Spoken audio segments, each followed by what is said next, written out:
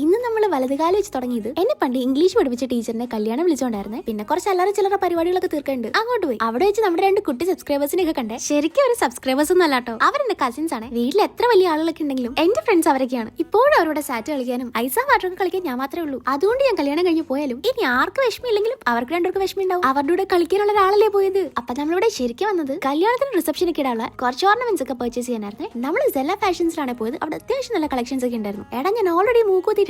എന്നാലും കല്യാണത്തിന് മറ്റേ സൈഡിലൂടെ റിംഗ് ഇടണം എന്ന് വല്ലാത്തൊരു ആഗ്രഹം. എന്നിട്ട് ഇതൊക്കെ ട്രൈ ചെയ്തപ്പോഴേക്കും എന്നെ കണ്ടിട്ട് കരയണോ ചിരിക്കണോ എന്ന് അറിയാൻ പറ്റുന്ന അവസ്ഥയായി. അത്രയ്ക്ക് മാച്ചിങ് ആയിരുന്നു. സാധാരണ ഡാൻസ് കളിക്കുമ്പോൾ റിംഗ് ഇടുമ്പോൾ ഇത്ര വൃത്തിയോടെ വരാറില്ല. പിന്നെ അമ്മ കൂടെ ഉണ്ടെങ്കിൽ എന്താന്ന് വെച്ചാൽ എടുത്തോ, ഞാൻ വല്ല മൂലയ്ക്കും കിടന്ന് ഉറങ്ങിക്കോളാം എന്നുള്ള ഭാവമാണ് അമ്മയ്ക്ക്. നമ്മുടെ റിസപ്ഷൻ ഒരു സിൽവർ സാരിയാണ്. അതിന് സ്യൂട്ട് ആവും നോക്കിയിട്ട് കുറെ മാലകൾ നമ്മൾ ട്രൈ ചെയ്തു. ഇക്കാണ് നീല എനിക്ക് നന്നായിട്ട് ഇഷ്ടാവുകയും ചെയ്തേ. എടാ പക്ഷെ എനിക്ക് സെലക്ട് ചെയ്യാന്ന് പറയുന്നത് ഒരു മല ചുമക്കുന്ന പണി പോലെ. എത്ര നോക്കിയാലും പിന്നെ കൺഫ്യൂഷനാ. അപ്പൊ നിങ്ങൾക്ക് ഇതിൽ ഏതെങ്കിലും ഇഷ്ടമായോ? പിന്നെ ഞാൻ ഒരു ദിവസം ഷോപ്പിംഗ് ഇറങ്ങിയ അടുത്ത 2 ദിവസം കിടപ്പിലായിരിക്കും. അപ്പൊ ഇനിയും കുറെ കാര്യങ്ങൾ ചെയ്തിട്ടുണ്ട്. അപ്പൊ